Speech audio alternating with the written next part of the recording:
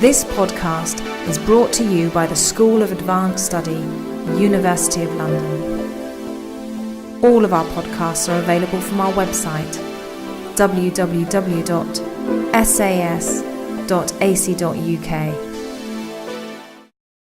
So I just wanted to say thank you. You know, speaking at the end is good, but also, you know, with all the excitement of the day and all the thoughts that came through, and a lot of what has been said, actually, I do talk about in my essay in this paper. I'm really sorry. This paper is just the first, the very, very beginning of my future research. So it is, I'm afraid, going to be on shaky ground, but hopefully it will contribute interesting points to today's discussion. And I'm going to read it. I'm really sorry. Mothering in a foreign language, silent and/or multilingual mothers. So, as Gill said, in this paper I'll focus on the text of literary non-fiction, The Mother's Silence, by the Lithuanian-born essayist, translator and academic Dalia Staponkuté, featured in her collection of autobiographical essays, Lietumi prieš saulę, Rain vs. Sun, written in her native Lithuanian and translated by the author herself. Staponkuté moved to Cyprus with the fall of the Berlin Wall. Now a divorced mother of two, she divides her time between Nicosia, Cyprus, and Kaunas, Lithuania. She continues to write in Lithuanian. Her autobiographical novel is about to come out this year.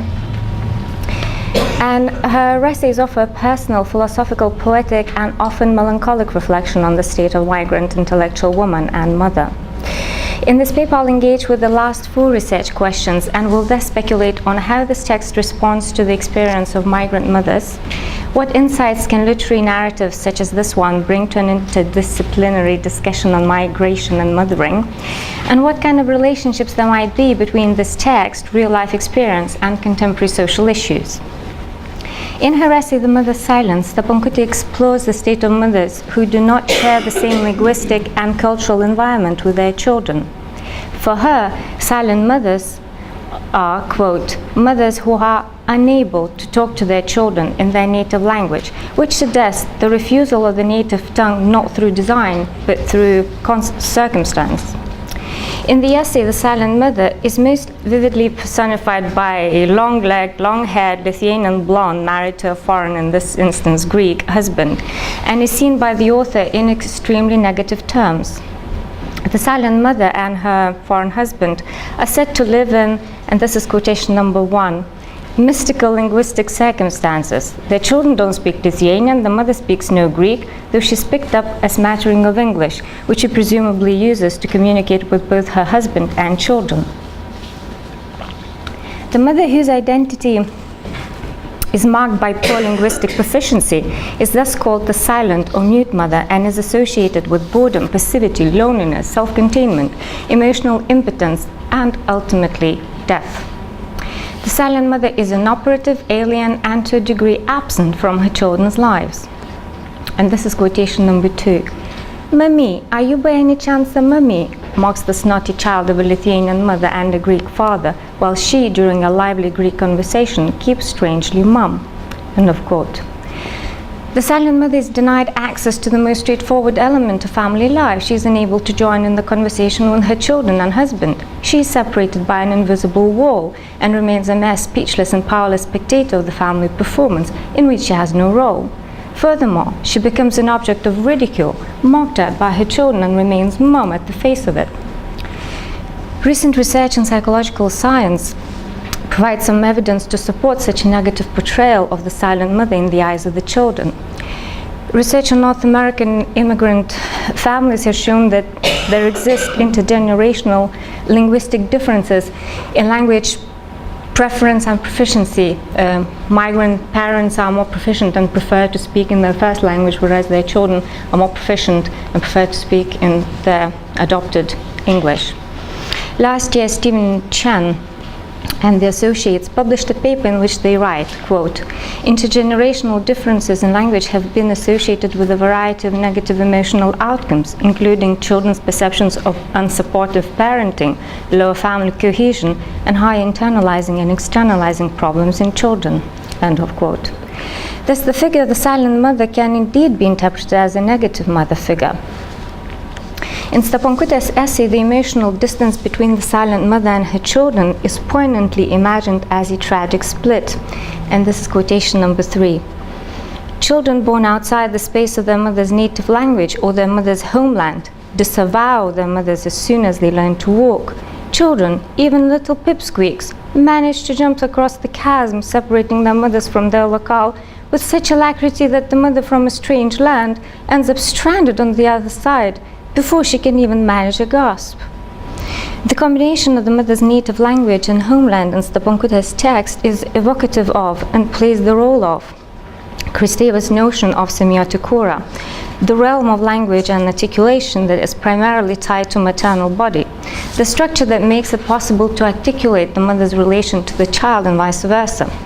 Christou writes, quote, "The mother's body is therefore what mediates the symbolic law organizing social relations and becomes the organizing principle of the semiotikura," end of quote. In other words, the semiotikura is what helps construct the subject in its emotional socialization and is essentially dependent on the mother's embodied linguistic instruction and presence. What cuts the mother off her child in Staponkuté's essay is the space or the body of a foreign language, the absence of somatic linguistic reality of the place which had been which had put the mother into existence as a subject and which she needs in order to mother herself, to nurture her own offspring. The images of suckling, and this is such a we talked about Houston's, and again, it's quotation number 6. The images of suckling evoked together with land and language support this idea. Explicitly womb-like images of the mother's linguistic and cultural surroundings are used to signal her inability to mother without their sustenance. It is the locale and/or the body of the child's native language and land that take up the role of the nurturing and structuring kura. Although one might argue that the children are equally separated from their mother, they come across in Staponkuté's text as active and powerful. It is them who disavow, jump, therefore choose, and are supported in their choice by the locale, and it is the mother who remains stranded, cut off, and alone. Throughout the essay, the silent mother is portrayed not only as powerless and distant from her children, but also from herself. Her inner world is said to be, quote, turned into permafrost. She feels a piercing nostalgia. A migrant mother's every step is marked by sacrifice and loss, and so on. All of this suggests that her experience as a mother is shot through with pain and marked by a certain loss of self.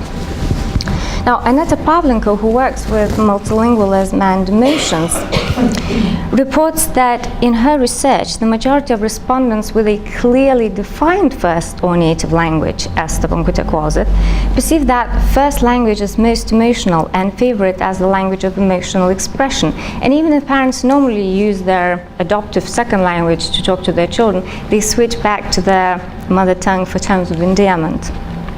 One of the reasons for this, she believes, is neurophysiological.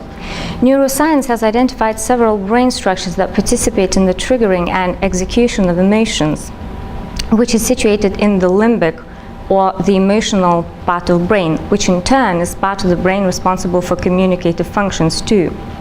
Evidence has also been found that in first language acquisition, the structures of the limbic system are fully involved in both reception and production, whereas in second language acquisition, these structures are only partially involved, and sometimes not at all. All of this suggests that the first language is a lot more emotional and embodied. Native language words invoke sensory images and physiological reactions.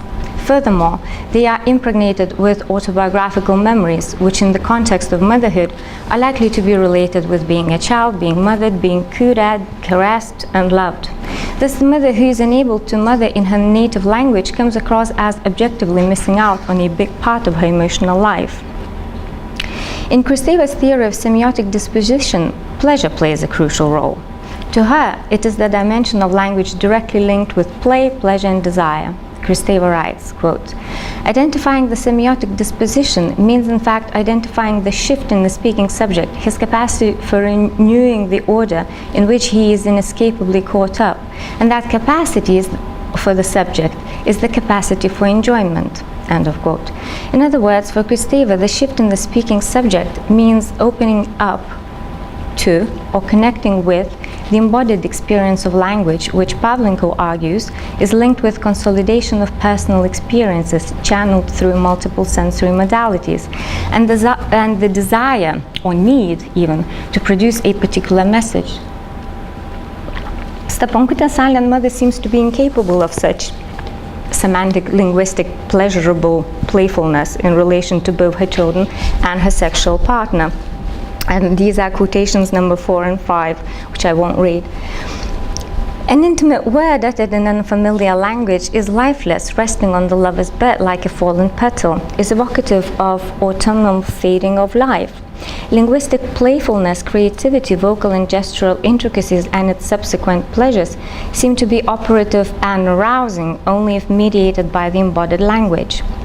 The inability to engage in that game results in the emotional permafrost and the piercing nostalgia of a silent mother. All of that said, it is important to point out that linguistic and emotional identities are rooted in other subject positions such as age, gender, race, ethnicity, social status, political, religious affiliations, and so on. So the figure of the silent mother in Staponkuté's essay is expressively linked with language and homeland. And this is quotation number 3 again. The mother's inability to engage in the embodied language play with her children and partner partly originates in her failure to pass on her native language to her children, and is seen here as a threat to the mother's existence, which I would like to consider in the light of some aspects specific to Lithuanian historical and post-Soviet social, psychological context. And the particularity of Lithuania is that up until the restoration of independence in 1990, Lithuania has always either had formed joint states with neighboring countries or was occupied by a foreign force. And with the Lithuanian national movement resulting in the establishment of the Lithuanian national state for the first time in 1918, the Lithuanian language became a powerful symbol of resistance and served as one during the Soviet times. Traditionally, the weight of transmitting and teaching Lithuanian is associated with women in general and with mothers in particular. The idea of the mother as a guarantor of perpetuation of Lithuanian language is intrinsically linked with the idea of statehood and profound insecurities in the Lithuanian psyche to do with the fear of losing it, which in turn is associated with the fear of change of regime, violence, and trauma that follow. The first sentence of the last paragraph of Staponkuté's essay reads, "As I observe the agonia, the battle with the death of my native language on my children's lips, I behold the image of my own vanishing." End of quote. And I'm tempted to read this line as an expression of national insecurity, which is always a threat for languages with small number of users. Prodigious immigration from Eastern European post-Soviet countries to Western European states and the USA in the last 2 decades is a well-known fact. According to the official website of the International Organization of Migration, in the 20 years of independence, Lithuania has lost over 500,000 inhabitants, and this is a country of the population of just below 4 million people. The sense of social insecurity, lack of justice and satisfactory treatment of employees, and better career opportunities abroad are cited among the reasons for immigration, the 2 overriding factors being low salaries and high unemployment. But I would like to argue that underlying reasons for immigration, especially women immigration from Eastern Europe, is not to do with economical situation. I think it is embedded in psychological and emotional problems and issues. But I have failed to find any studies that would either support or disprove this hypothesis. Lithuania's suicide rate is almost the highest in the world. In her book, Adopting and Remembering Soviet Reality, Life Stories of Lithuanian Women 1945-1970, the historian Dalia shows how the socialist state transformed Lithuanian women's values, beliefs and identities, and argues that women's private lives were shot through with internalized Soviet ideology, which encouraged women to be educated, socially and professionally active. Women in the Soviet Union had no option to not work, as well as loving and caring wives, housewives, and mothers in equal measure. Other studies suggest that women in Lithuanian society are still reduced to inferior status. For example, literary critic Solveiga Daugirdaitė quotes a famous Lithuanian female poet as saying, quote, "I admit, I still dream of finding a wife so that not only will she cook soup, wash my socks, make the bed, nurse me when I'm ill, but she will also continually praise me and record and keep every trifle for future generations." End of quote. Lithuanian women have been and still are, I think, expected to perform a relatively limited and often secondary roles as professionals and wives. Considering the traumatic history and this sometimes unsavory set of gender roles available for Lithuanian women, it seems to me that many might want to leave for a better and emotionally more fulfilling life, if not for themselves, possibly for their children. Pavlenko's book Emotions and Multilingualism provides a number of compelling examples of people who distance themselves from their native language in order to liberate themselves from painful and or traumatic experiences associated with that language or lived through in that language. Considering that language rejection and even attrition or loss can be emotionally motivated, I would argue that the silent mother, as portrayed in Staponkuté's essay, can be interpreted as a figure struggling with historically and socially specific emotional issues, resorting to silence as a means to cope with difficult past and present identity shifts. At the beginning of the essay, Staponkuté introduces her, now the sad part is over, now it's going to be a more positive part of. So she introduces her narrator, her alter ego narrator, as, quote, "a migrant, a multilingual mother, and a person who wanders across cultural spaces," end of quote. She is not a monolingual silent mother faced with multilingual children. It is therefore justified to think that the example of the narrator better corresponds to the reality of the majority of migrant mothers who, not silent or mute, are multilingual and enjoy the luxury of being able to switch between languages. The narrator in Staponkuté's essay claims that in order to withstand the lethal silence as a migrant mother, she, quote, "has no choice but to become a child herself, spry, receptive, and tomboyish. She needs to appropriate the new place." And this is quotation number 8. "Infuse it with life and defend it with the zeal of romantic anarchists so that one might obtain a voice," end of quote.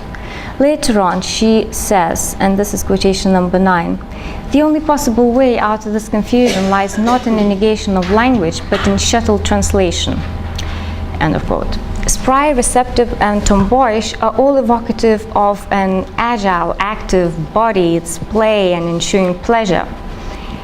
Translation is also a form of play with words, with language, that requires embodied linguistic competence in at least 2 languages. A multilingual mother who lives in shuttle translation can thus be seen as a mother who lives in constant play, jouissance, and pleasure. Pavlenko argues that all multilinguals construct and exercise different identities for every language they speak, which implies that multilingual mother is also the mother of multiple identities that participate in the incessant linguistic and subjective performance. The multilingual mother is the mother whose identity in a new language is emerging at the same time as her identity as a mother. I would therefore like to conclude with a suggestion that multilingual mother's interaction with her children consists of intersubjective play of performative linguistic identities in which the mother is nurtured by her new language space as much as her child. The migrant mother's appropriation of the foreign space in relation to her foreign language children might lie in her ability to enjoy lack of control of her surroundings and children, as well as possibilities to improvise and constantly reinvent herself. Thank you very much.